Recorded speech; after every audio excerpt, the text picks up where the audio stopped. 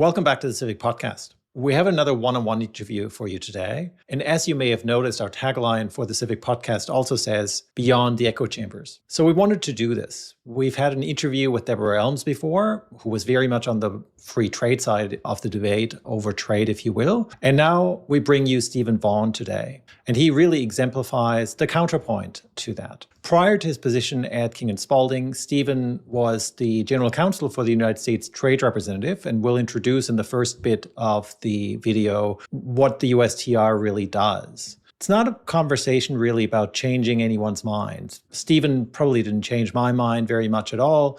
I didn't change his, but it's a frank exchange of views. It was a spirited debate. It was lively, but it was always respectful.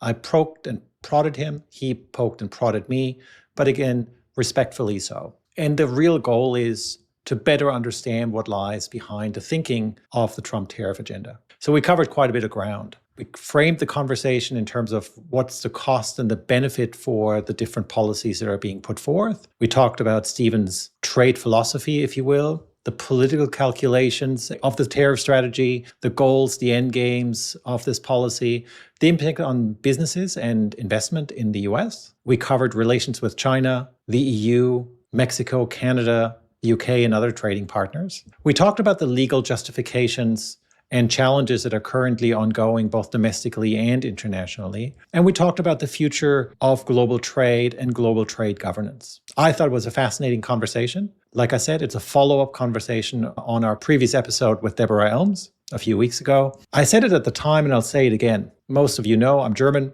I'm a lawyer, and I'm still struggling to understand what's happening in the US domestically and in the trade world at this time.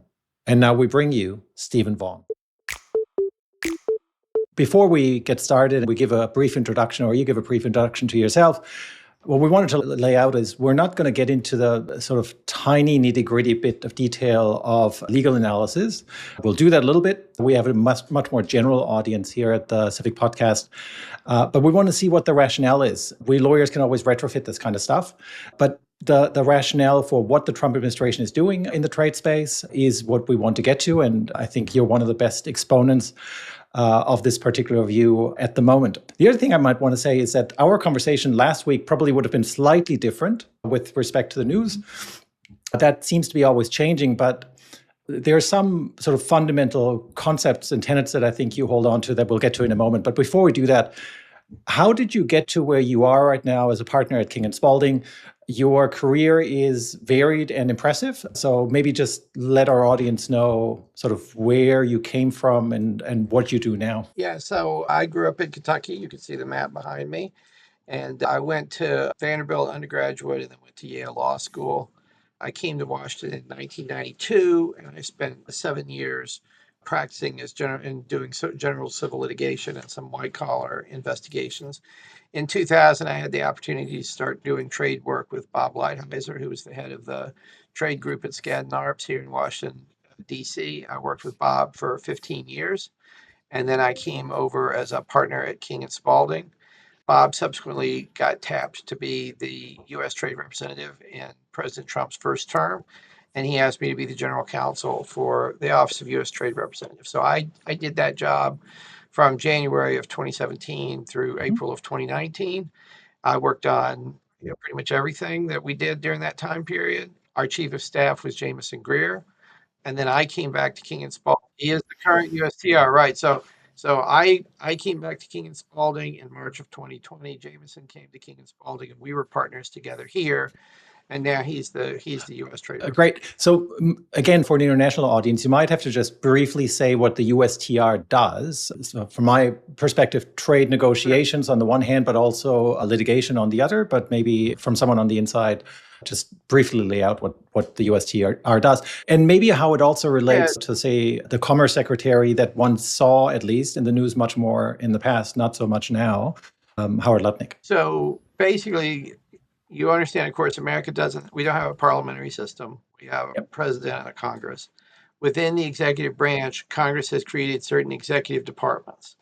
In the early 1900s, they created the Commerce Department. So the Commerce Department is an agency of the federal government created and set up by Congress. it has a secretary who is part of the president's cabinet. The Secretary of Commerce has to be nominated by the president and approved by the Senate. USTR was created in the 60s by President Kennedy because the different cabinet departments, it was a real struggle to try to figure out which cabinet department was best suited to manage trade negotiations. Each cabinet has slightly different interests. Those of you in the UK system who understand the importance of your Treasury Department, for example, and how it can sometimes lord over the other departments, we have some of that here in our system. So in order to kind of keep that control in the White House, the Congress created the U.S. Trade Representative. The USTR works directly for the president and is a coordinating official whose job it is to make sure that all the views of the different agencies are represented in U.S. trade policy. He or she works directly for the president and also interfaces with Congress. So USTR has the technical responsibility for trade. The Secretary of Commerce, the Secretary of Treasury also have very, very big roles in terms of how the U.S. domestic economy works. And so under President Trump, he sort of relies on all of these officials and uses each of them to play different All roles right. in the trade. I think that's helpful just to situate for people who are not familiar with the system where the US stands. And sometimes that's difficult in countries like Australia to figure out, does this rest with DFAT? Does it rest with the Treasury? Similar things happen in sort of all sorts of places, whether it's the EU, whether it's UK or other countries. It's just helpful to know. Normally, for example, USTR is the office that interfaces with DG Trade in the EU, and it's the office that interfaces with the WTO. Can you lay out in like a minute or two what your, for lack of a better term, trade philosophy is, sort of the fundamental tenets? Because I think that's helpful for people to understand where you're coming from. And maybe I have an image of what Stephen Vaughn's trade philosophy is, if you will. My trade philosophy is extremely pragmatic. I think that people should look at trade policy in the same way they look at tax policy. In other words, you need to decide what kind of a society you want to have, and then you should adopt a trade policy that will support that type of a society. So, for example, if you feel like you need to have certain industries in order to maintain your independence, then your trade policy should reflect that. If you want to make sure that you have a middle class, your trade policy should reflect that.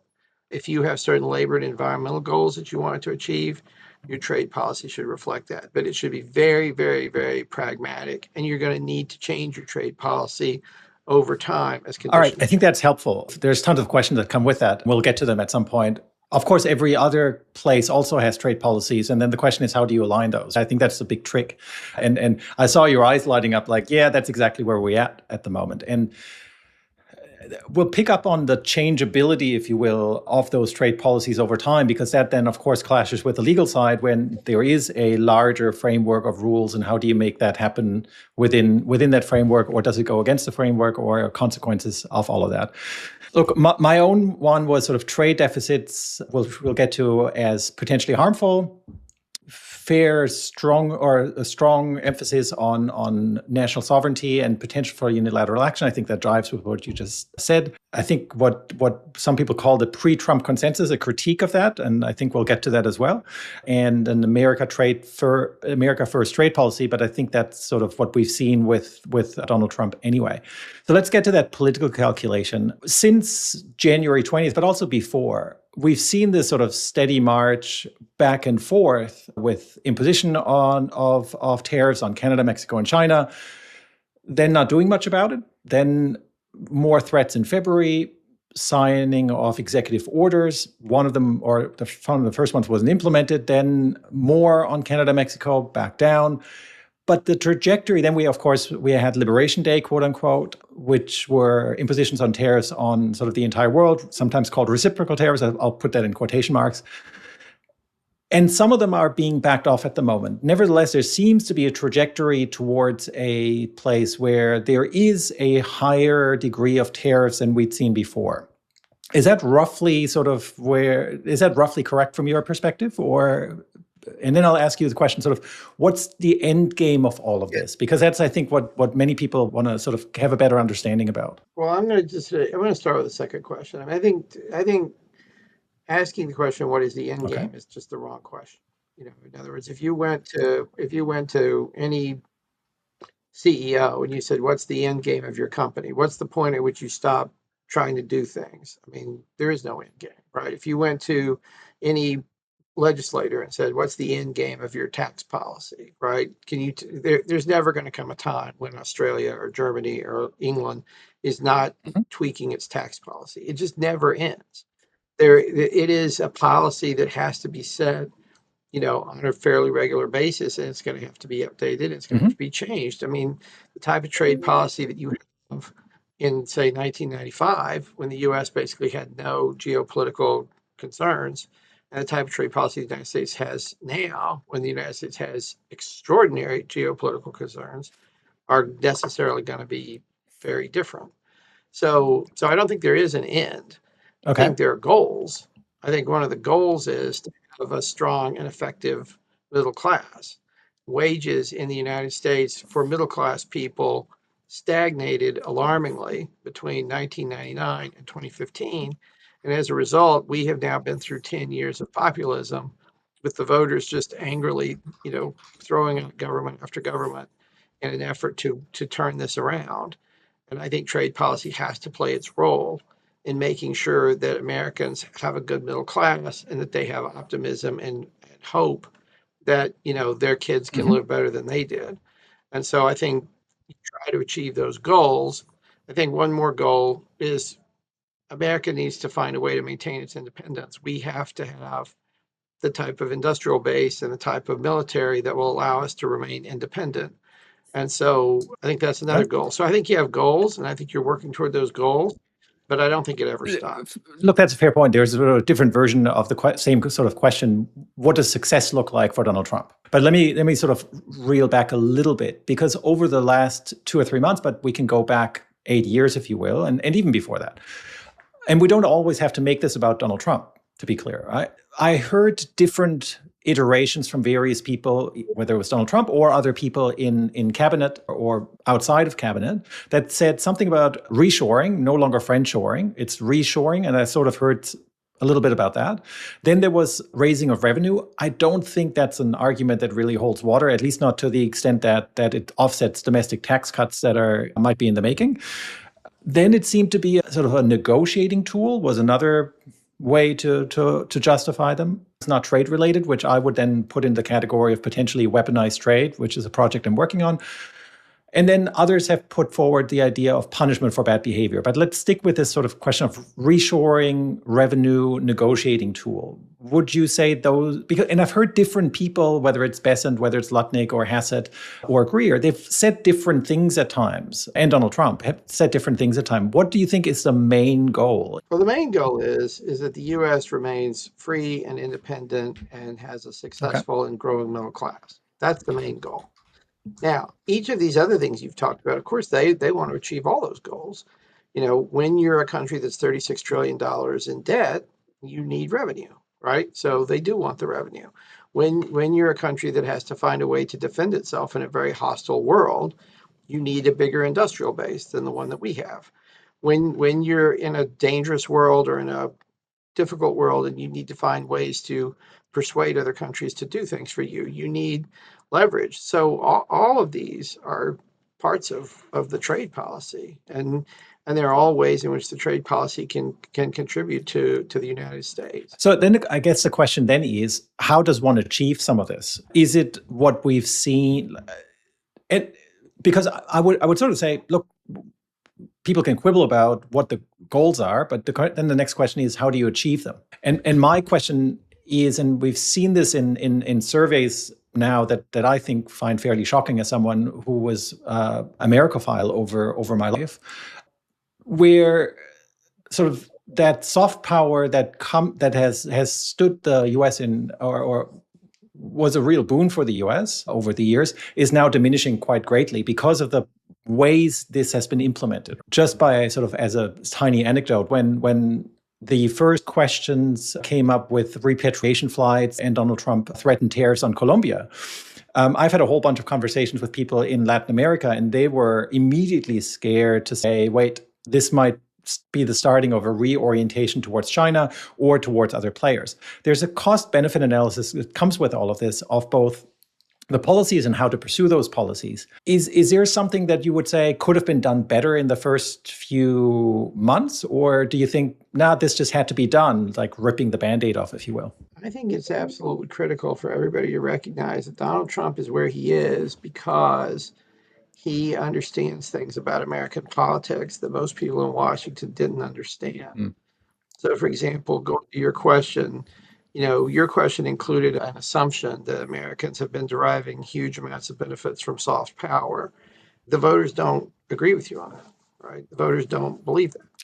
And so because it was presented very, very clearly in the last election, do you want to have Kamala Harris, who is clearly the candidate of the world and the candidate that the world wants, or do you want Donald Trump? And the voters picked Donald Trump. So, there was obviously, there might be a trade-off there in terms of soft power, but I think the job of the president of the United States, or a big part of the job of the president of the United States, is to understand what do the American people want and what are they willing to sacrifice for and what are they not willing to sacrifice for. And he understands the voters in this country better than anybody else. I mean, you have to understand, everybody threw everything they had at him. 5 former presidents opposed him. Every living vice president opposed him. They spent billions of dollars against him. He was arrested. He was threatened with jail. He's the president of the United States anyway. That's how much better he understands American politics than his opponents. I get that, right? Like, I might not agree with it, but I get that. But Americans also tell, at least pollsters, that they don't like the tariffs, right? So I've looked this up in the last couple of days as I prepared for this.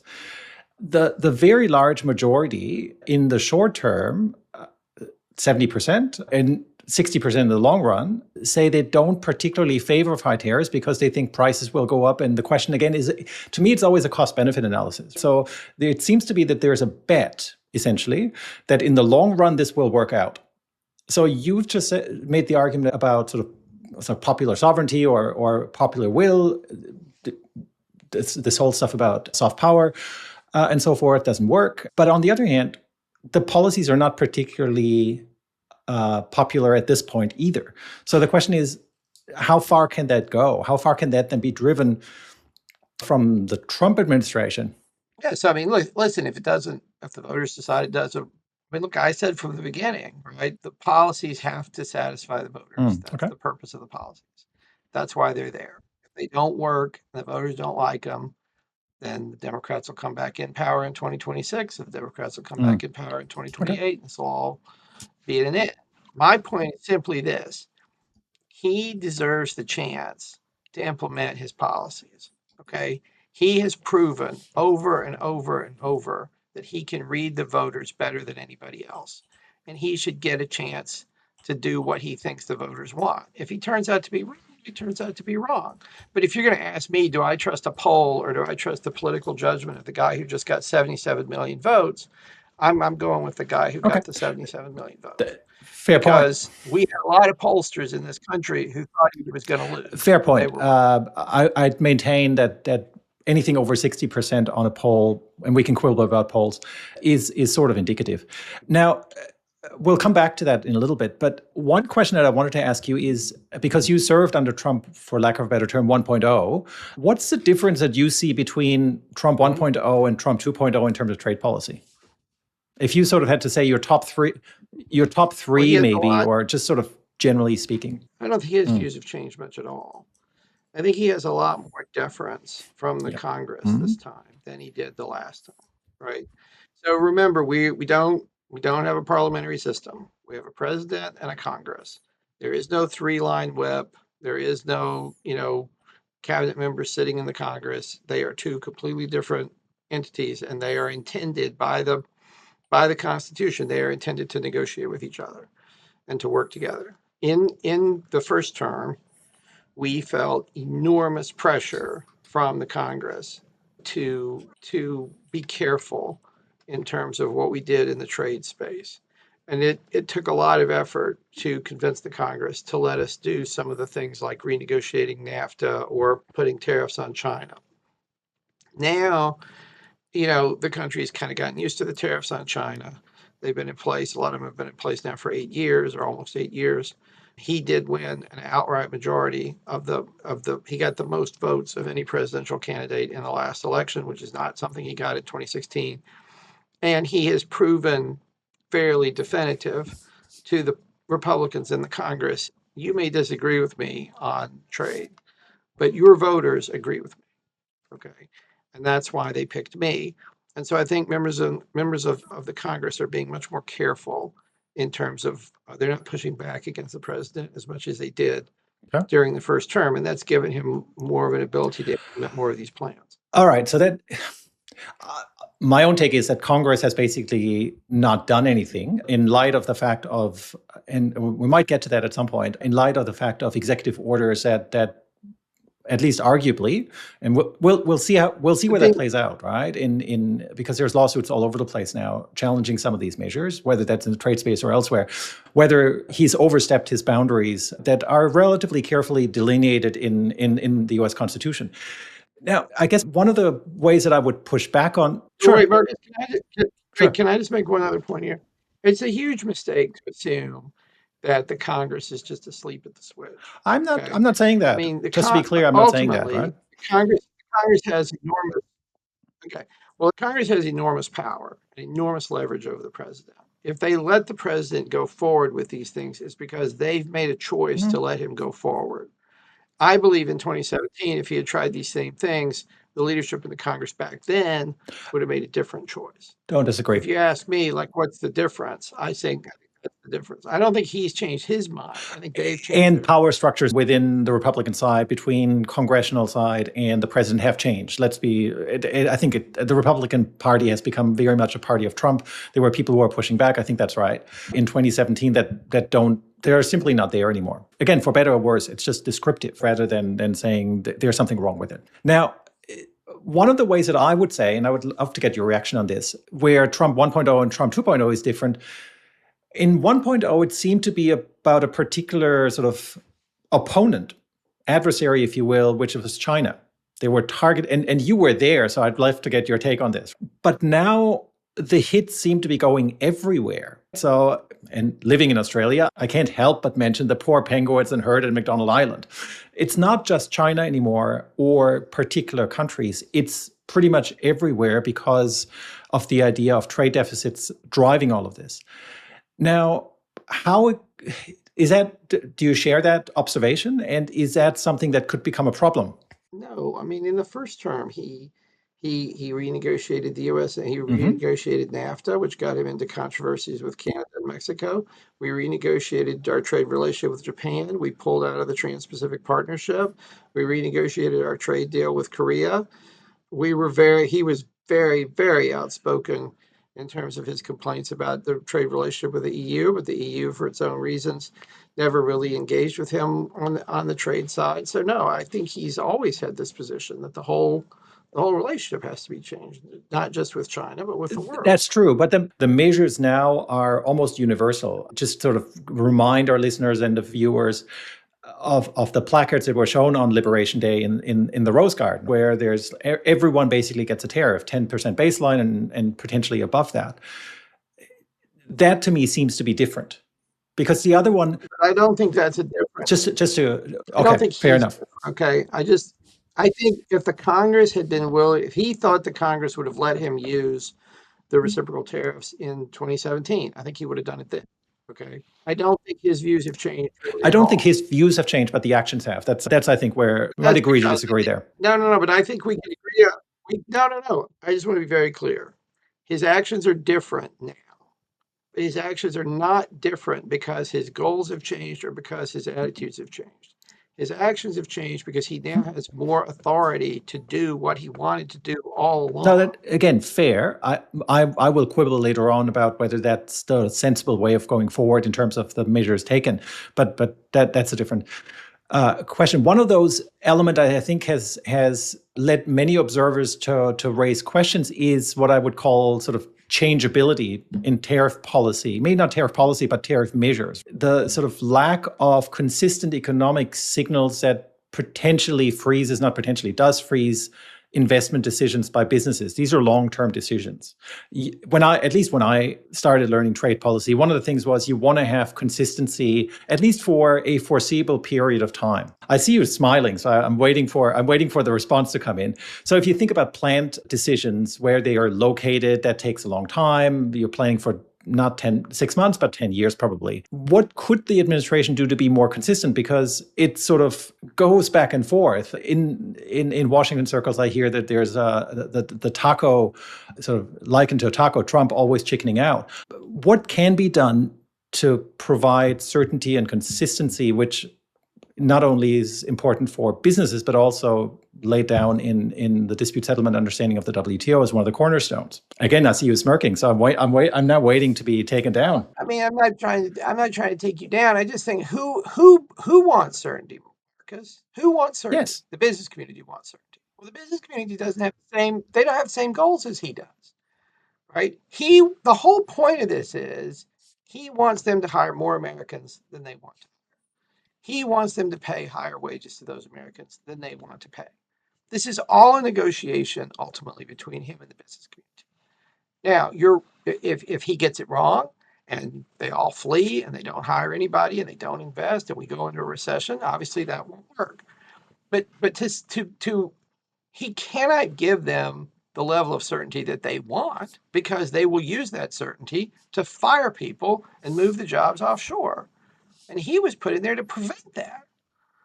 So, I mean, we tried the certainty program. We tried it for 20 years, 1995 to 2015. And when we were finished at the end of the 20 years, the two most powerful people in the world were President Xi and President Trump.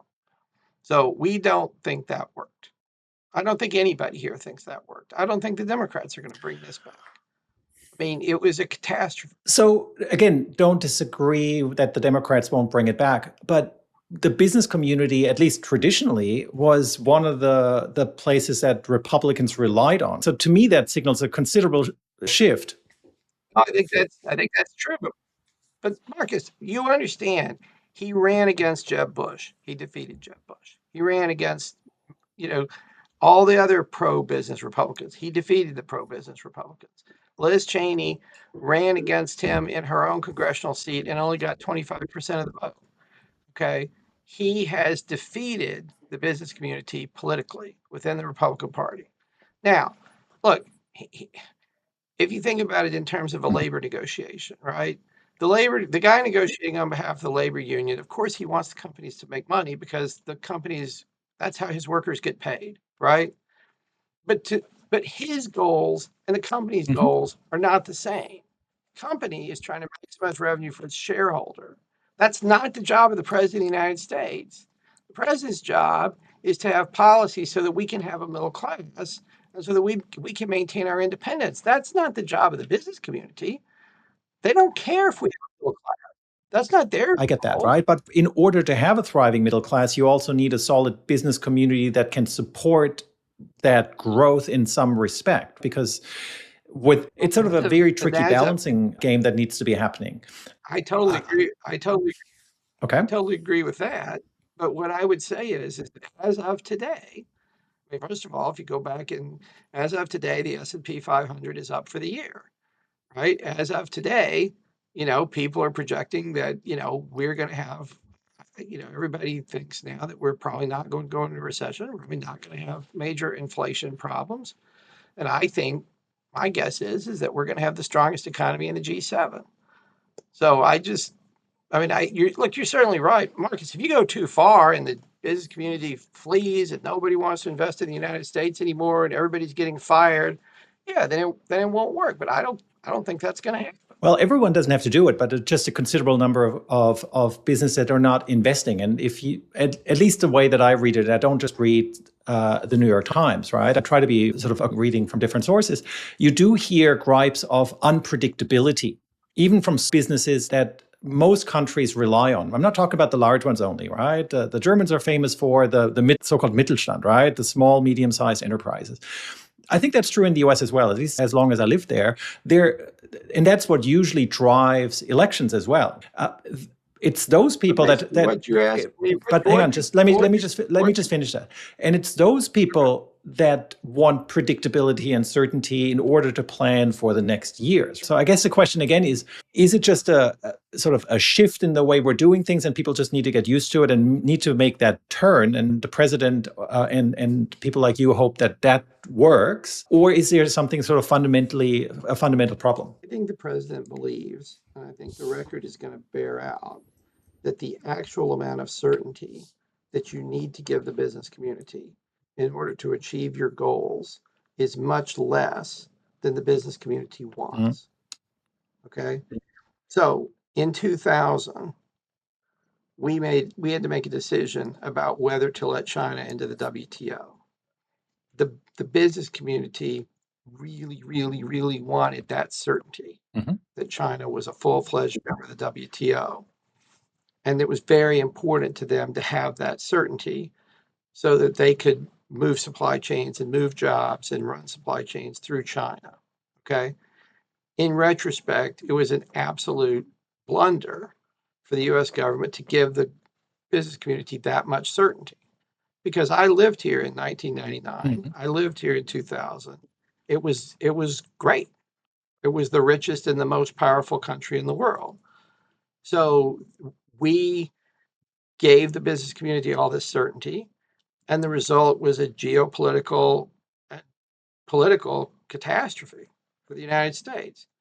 So giving the lobbyists in Washington what they want is not always the right thing to do. No, that's fair. Look, I take that argument, and there's questions, I guess, whether China wouldn't have taken off anyway or not, but I'm happy to have that conversation. We can talk about that, but let me shift the question towards what we saw this week, because we are talking China, and it's sort of, we have a certain amount of time only. So I'd rather shift to the so-called trade deal. And I have a really tough time figuring out, it's not an agreement. To me, it's not even a deal. There seems to be, whether you'll probably disagree with the term consensus, but there seems to be a view in the press amongst commentators that the relatively firm line that Xi has sort of driven against the US has somehow paid off. And I was asked I would, but I want to know why, right? I hate the term "who came out as the winner," because I said in a radio interview this week, there's no winners in trade wars from my perspective, actual winners. Now, if I look at that document and if I look at that sort of pathway towards new negotiation, somehow most of China's core demands have been met. It reduces the reciprocity tariff on China to the same level as most US allies, similar to Australia and the UK. It sets up a consultative process to negotiate a deal in a longer time frame.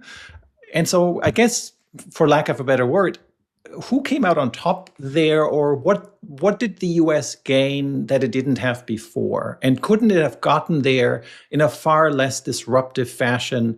Because it looks to me like we're getting to somewhere on the order of 10 to 30%, maybe a little bit higher. But couldn't we have gotten there with less disruption? So there's sort of two parts to that question. No, I mean, listen. Look, the whole question here is how can the United States, manage its relationship with China in such a way that we are able to maintain our own independence, and we avoid severe economic downturns. Okay. He inherited a situation where the Americans were, you say nobody wins a trade war. I mean, I think everybody on earth understands who won between the US and China between 2000 and 2015. I mean, he inherited a situation that was just an absolute disaster from the US perspective. We can't make ships. They can. We can't make medicines. They can. We can't make electronics. They can. We can't make, lots of things that they can make. And we're dependent on them for a lot of stuff. This is kind of an absurd and ludicrous position for the United States to be in. So what you have to do, given the lack of cards that we have, is do the best you can to create some policy space for yourself so that you could start to escape their sphere of influence, while at the same time not opening up your own economy to the type of harm that you were discussing before.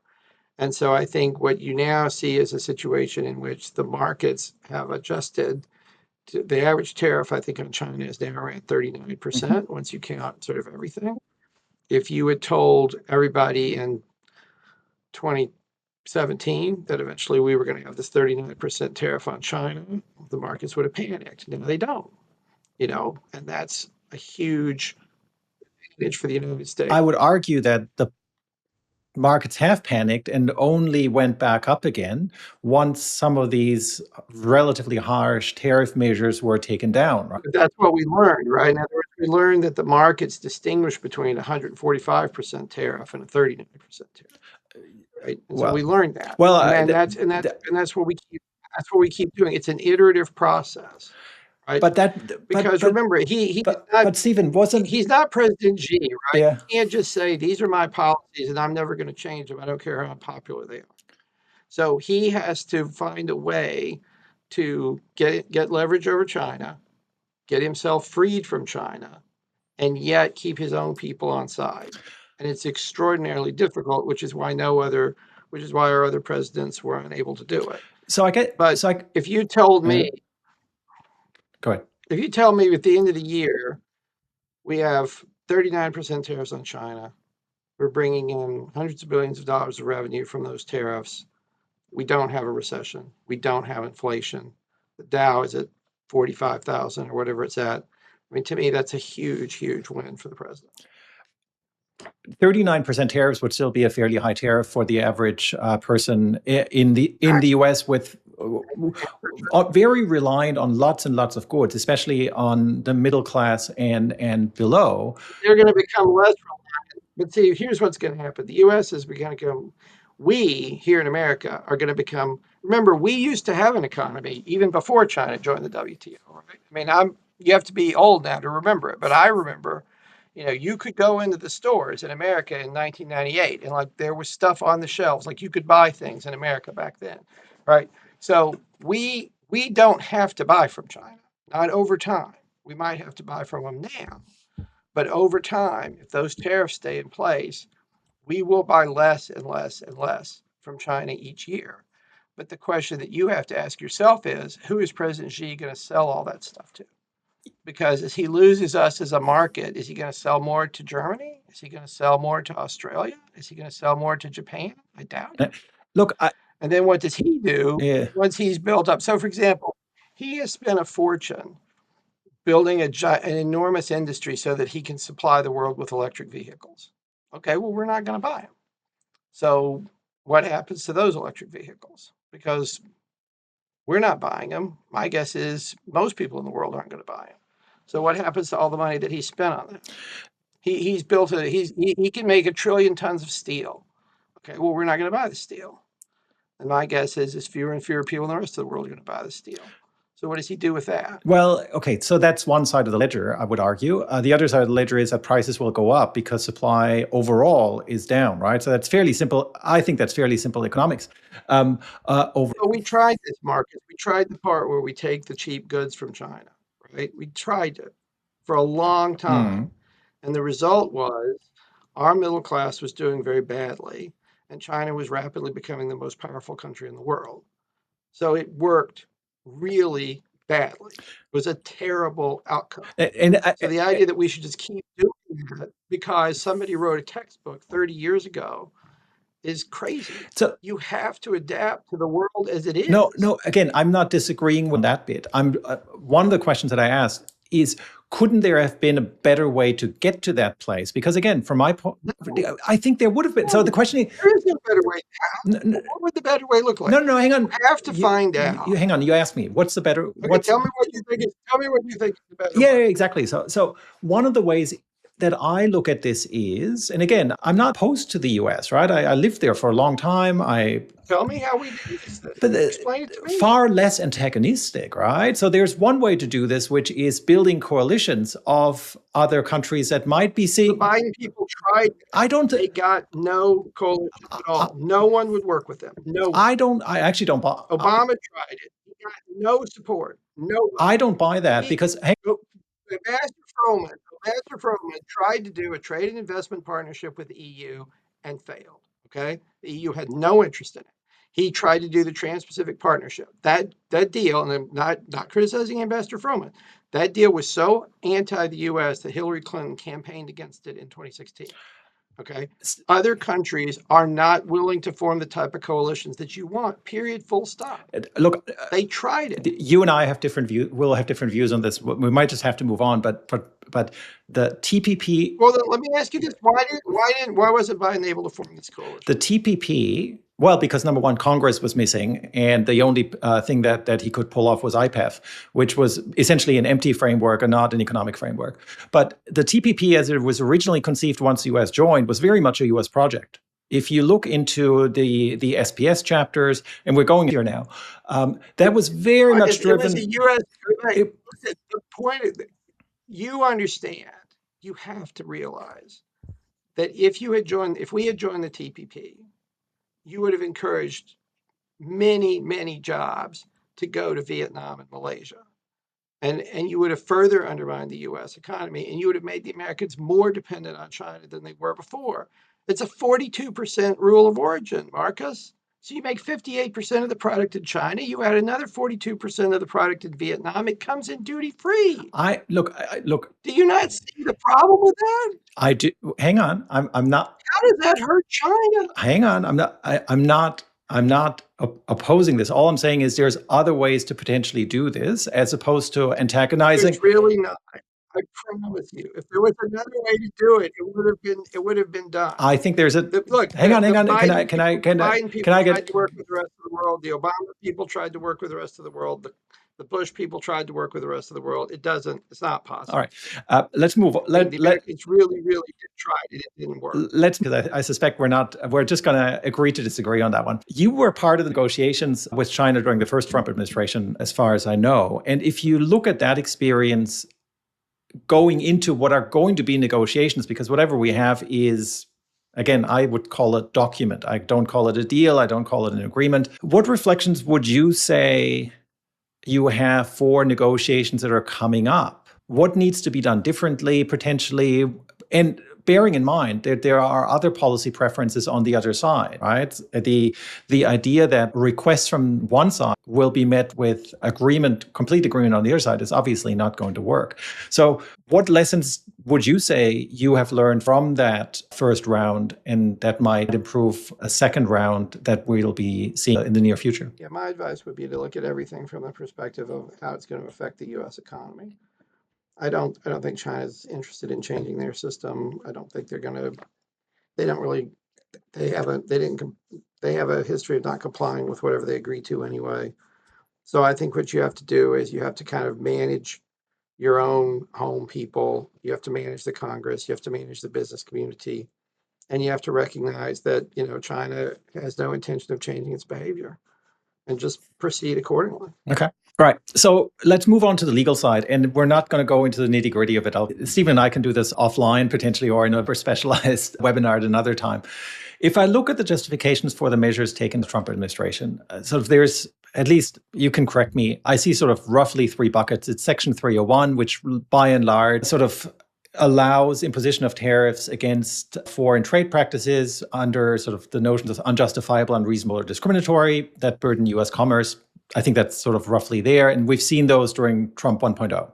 Then you have the security, relatively broad, I would say, and flexible tool, and have been applied or are certainly under investigations at the moment at a relatively high level compared to all predecessors. And then you have IEEPA, the International Emergencies Economic Powers Act. To my mind, some of these are probably good avenues to go through, and some of them are a little bit more questionable. And we see this with IEEPA, that there's a fair amount of action in the courts right now to challenge domestically. If you looked at this from a sort of relatively sort of 30,000-foot viewpoint, do you think what the president has done so far fits the legal requirements that are in all of the different laws? Again, at a relatively bird's eye view, I suspect you'd say yes, but I'd love to know a little bit more as to why that is. I certainly think he has. Now, whether the courts agree with me or agree with him, that's a whole different issue. But yeah, of course, I think that he, look, you have a situation in which he was elected to do these things. And like I said, he doesn't control the Congress. It's not a parliament. And so most presidents like to look at the various statutory authorities that are available to them to act under an executive order.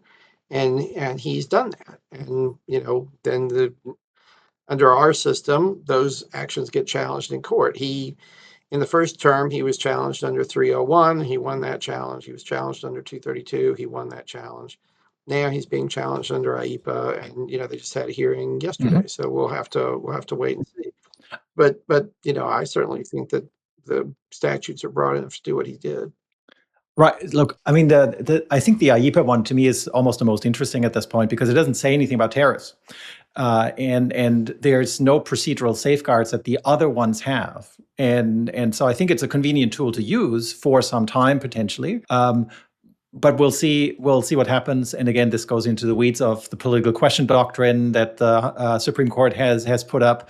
I see your eyes were lies at that, which then would push it much closer over to Congress and whether Congress will act on that. The major questions doctrine comes up. So all of these sort of things that probably will be fought out in the courts, and we see a whole range of lawsuits by states, by private businesses, and so forth. So I think But you understand, Marcus, that normally under our system, right? This was true of President Biden. It was true of President Obama. Presidents don't normally negotiate with themselves, right? They normally start by saying, "All right, this is what I think I can do under this statute," and then it goes to court or the Congress intervenes, and then we find out. But usually it's pretty rare for a president to just say, you know what, yeah, I could do this and I could make my voters happy and I could get more leverage for myself and I could do a bunch of things, but I'm not going to. Just that's pretty rare in our system. No, I don't disagree. I would just say that Congress isn't asserting any role for itself at the moment. I mean, there's a few inklings. But I don't think but I think that's because Congress is making a political decision that they should really give him the space to work this out. In 2017 and 2018, the Congress was much more skeptical. I think now that we're 7 years into this, the Congress saw, for example, the Biden people didn't lift any of the tariffs. The Congress saw, for example, that in the 2024 elections, there was no serious opposition to the tariffs. He talked about tariffs all the time. And the Harris people didn't really push back hard on that. The Biden people didn't really push back very hard on that. So the Congress understands that he does have a mandate to do more with tariffs.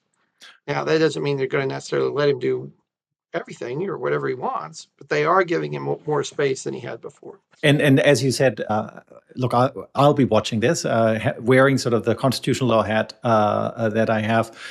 This is, at least to me, going to be a fascinating battle that be decided in the courts, and then it'll be interesting to see what the Trump administration does with those decisions.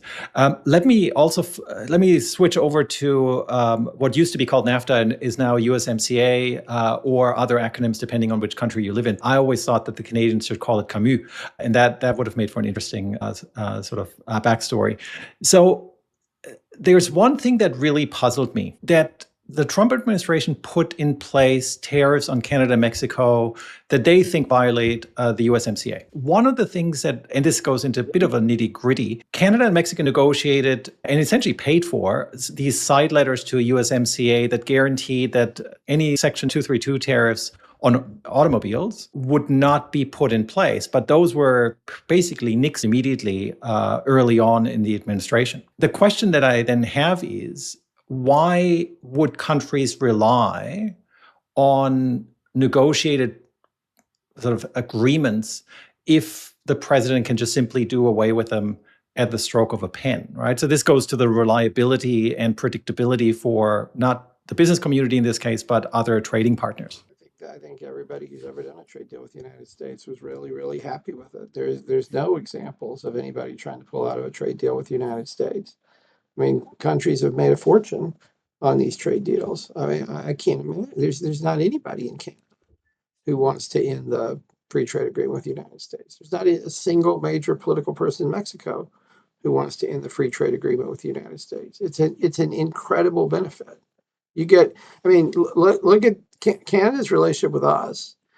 If the UK could have the type of relationship with the EU that Canada has with us, I mean, that people would be dancing in the streets. It's one of the most generous, open-ended relationships in the world. If Canada took the text of the USMCA and went to the EU and said, "We want this from you," the EU they'd laugh at it. But there's also there's mutual benefits for the but there's mutual benefits in the US as well. Some of which is cheaper goods. So, can you explain some of those? Say again. What do you think those are?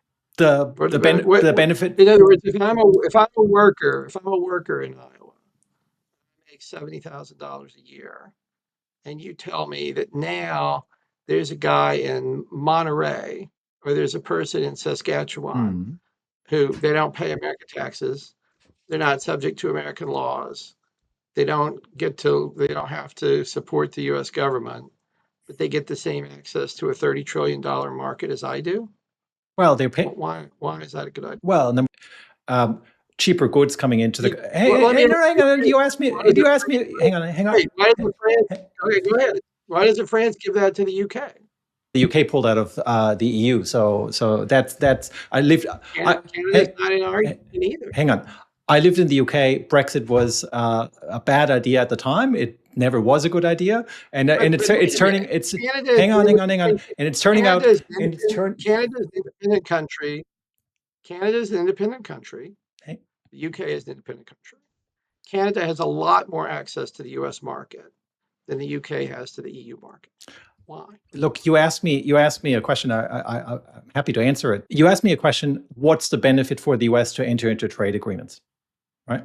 And No, I did not ask that. I said, what's the benefit to the worker in Iowa? Well, that he gets to compete with somebody in Mexico and he gets to compete with somebody in Saskatchewan. Okay, what's that? Let me answer that then. Right. So one of the number one, workers alone is not the only constituency that one looks at when you look at trade agreements on the total cost benefits.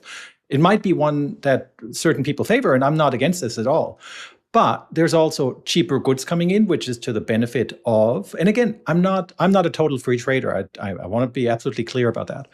But there's benefits that come on the security side. There's benefits that are much more on the services side that come with IP exports. There's lots of stuff that come along that has done miracles for the U.S. economy over the decades as well. So I just don't think it's as one-sided as you. Hang on, it's just not as one-sided as you make it out to be. That's all.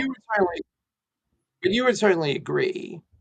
Hope you would agree that if the Americans decide that in the fullness of time, you know what, this isn't working out for us the way we thought it was going to, and we thought we had run the calculations. We never had a free trade with you guys before 1988 with Canada, 1994 with Mexico. This was a new thing. It was a temporary thing at the end of the Cold War. We tried it. It's not really working for us. I mean, then under those circumstances, it seems that it's reasonable for the U.S. to say this relationship is going to have to change. They did that. And I think they're going to do that again. Okay, so that then comes again. If the U.S. wants to decide to do that, and we're actually going to come to that now, literally, sort of institutional element in a second. If the U.S. wants to do that, that's fine, but it also comes with consequences, I think. And those consequences, it's a trade-off, right? It's literally a trade-off. And the question is, whether that trade-off is worth it, from my perspective. And I would predict that trade-off is not worth it, but time will tell. So then, let me ask you this: would it be your prediction that the Europeans will give Canada the same type of deal that we've given Canada? Probably not. But again, why not? But there might be other elements in the political calculation that might give Canada quite a good deal. Partially, it wouldn't happen because the economies are not nearly as aligned. Sort of what the economists would call the gravity theory. It's just simply not possible to do the exchange nearly as easily given the distance, right? So leave that aside for a moment. If we could switch over to institutions, what do you sort of see the future of international trade governance to look like? As someone who I guess, grew up in the what I call the kumbaya moment of international relations, which included the WTO. I can see you smirking. This is after 1990. So I'm born in 1976. People can now figure out how old I am. Grew up in Germany. And at the age of 14, the Berlin Wall comes down. And then things start to happen, right? And one of those things, certainly not at the time, was the WTO that happens in 1995. Which is sort of doing two things. One is dispute settlement. One is a forum for negotiations. Where do you see do you see value at all in the WTO at this point going forward? The WTO Director General, Konyo Iweala, sort of foreshadows some reform, but without any detail. Do you see a role for the WTO in the near future, or do you say it's had its day and we just need to either reform it entirely? And then the question is, what does that reform look like? Or it just had its day and it's no longer useful for U.S. policy? Look, I think it's always I think it's useful in much the same way that the United Nations is useful, right? In other words, I think it's good to have an area where people can get. Now you're smirking. I think it's good to have an area where people can get together, and people can talk to each other, and people can negotiate, and people can try to work things out in an informal way. I think having a body like that is extremely useful. I don't think I can't. It seems to me that the rest of the world seems to think that the primary purpose of the WTO is to bring cases against the United States.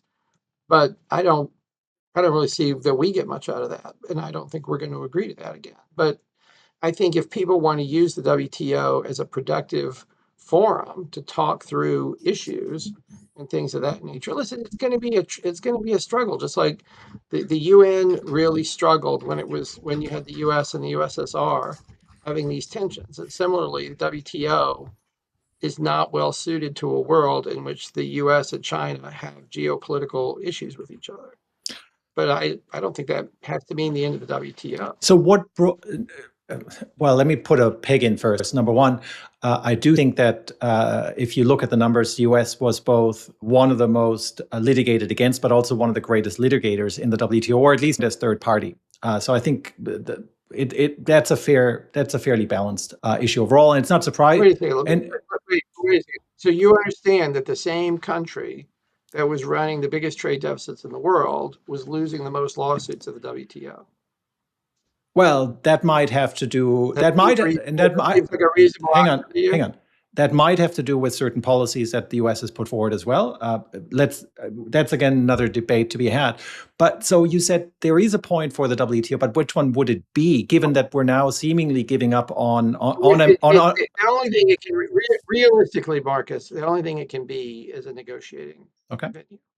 The Americans are not going to go back into this dispute settlement process. Okay. Period. Full stop. Okay. It is absolutely farcical to pretend that the Americans agreed to give away their anti-dumping laws when they joined the WTO. That's absurd. And yet that's where all the other members are. And the Americans just aren't going to do that. It's absurd to say that the Americans gave away Section 301, gave away the national security exception, gave away 232, gave away all of our anti-dumping laws, all of our anti-subsidy laws. We did not do that. We never did that. And everybody in Geneva knows that and understands that. And to sort of sit there and force us to go through a whole farcical series of hearings where we just lose case after case after case after case after case, no American's going to agree to that. Again, I think the numbers paint a far more balanced picture overall. But so my takeaway is, yes, a forum for negotiations, but not on the dispute settlement side. I would then sort of, and you don't have to answer that if you don't want, I would then sort of quibble, well, if the US wants to do that, then it needs to pay its dues for 2024 because it has, in its own mind, paused it. Take that up with the US government. Yeah. I get that. I get that. But I mean, that's up to the Congress, and they'll decide. They'll decide what they're going to do. But listen, Marcus, as an international lawyer, you know how sensitive the Americans are on all issues that relate to their own sovereignty. They have never joined the International Criminal Court. They have never joined the Law of the Sea Treaty. They have always kept a veto at the UN Security Council. For 200 years, the Americans have explained to the rest of the world that under our Constitution, it's very, very difficult for us to take sovereignty away from the Congress and give it to any international body.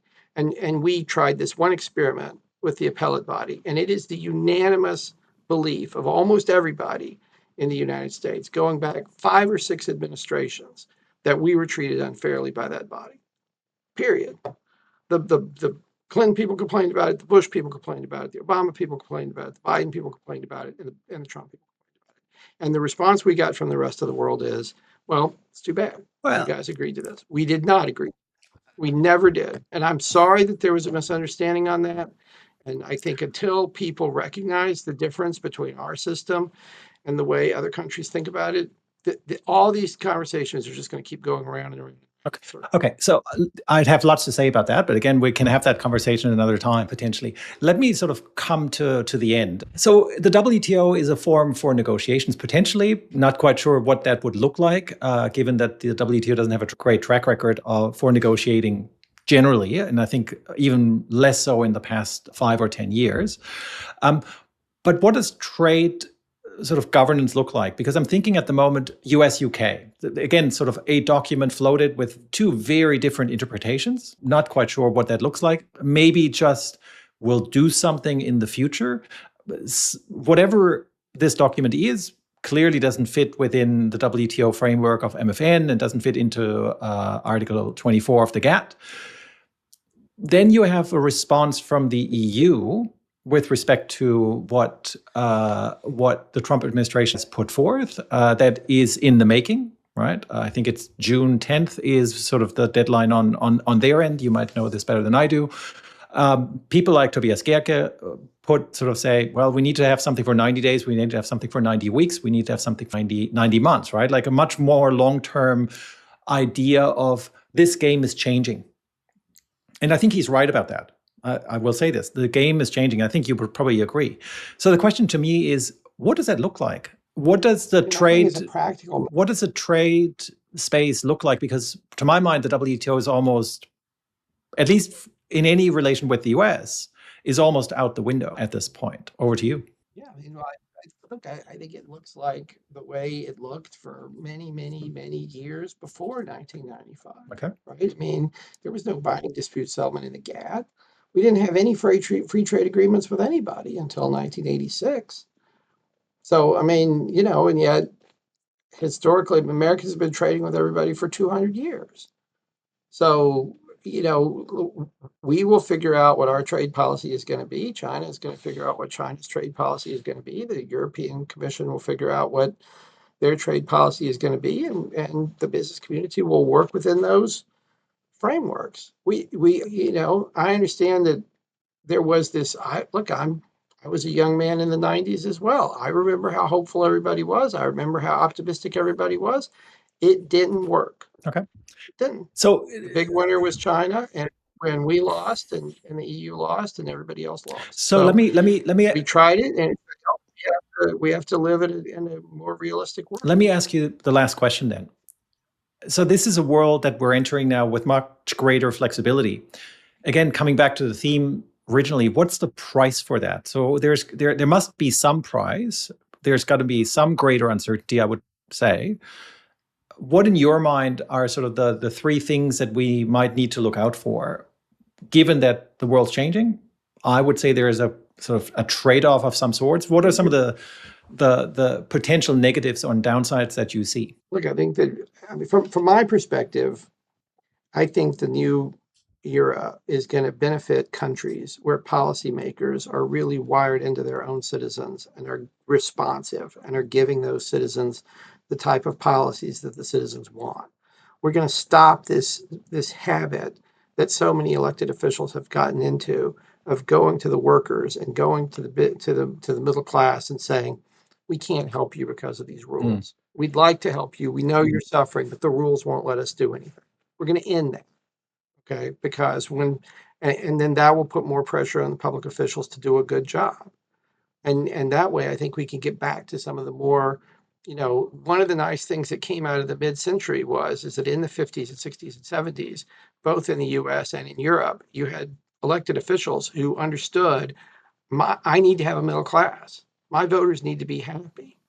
And if that means we change the tax laws or we change the schooling laws or whatever we need to do, we're going to do it. But we need to get back to that. that. Okay, I get that. But let me press you one more time. Like, what are the costs for that goal to be pursued? Does that mean higher prices? It's a trade-off. Again, all these things are trade-offs. Is it higher prices for certain goods? That's okay. And that's okay, maybe. Look, if you were a person who was benefiting from abusive labor conditions in China, or if you were a person who was benefiting from intellectual property theft, or if you were a person who made money by firing all your workers and moving the jobs to Malaysia, things may get tougher for you. You may need to find other ways to make money. You may not make as much as you did before. But if you're a person who works 40 or 50 hours a week, and you've had to spend the last 20 years thinking that you were going to wake up one morning and your job was offshored, now I think you're going to be in a little bit better position. Maybe you could take a vacation every once in a while. Maybe you could send your kids to college. Okay. Look, I think these people are also consumers at the same time. That's my concern is that prices do go up, even at a 30% tariff from China or from 10, 20% somewhere else. Prices will go up. And then the question is, can the US economy provide all of these goods? And I can tell you that the US was the US was a much happier and more stable society before we joined the WTO. Well, let me just leave it there. There's any way you can look at it and say that's not true. That might just sum up your position. It's not mine, but that might just sum up your position. Stephen, can I just say thank you for what I thought, at least I hope you agree, was a spirited and sometimes challenging for both of us, maybe, but a respectful conversation. I really want to thank you for taking the time. No, it was a joy. Thank you. Thank you very much. We think about this stuff a lot over here. And it's very, very exciting to have the chance to engage in these type of conversations, because I definitely think the goal here is we definitely want to fix our problems here at home, but we certainly want to maintain really, really good relations with everybody else. And as I told you before, I think some previous U.S. policymakers may have overpromised in terms of what the country was willing to do. But I think, as the U.S. kind of works through this, and as our own economy does well, I think people will find that we are still a very good country to work with. Thanks, Stephen Vaughn, for joining us on the Civic Podcast.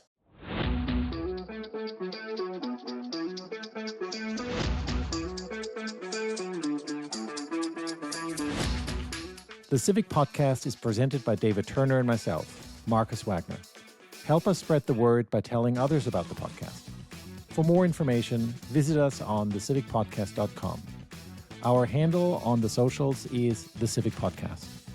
The production team consists of Irene Bijou, Justin Bortignon, Jacqueline Malafay, and Jacob Malby. On behalf of David Turner and myself, thank you for listening.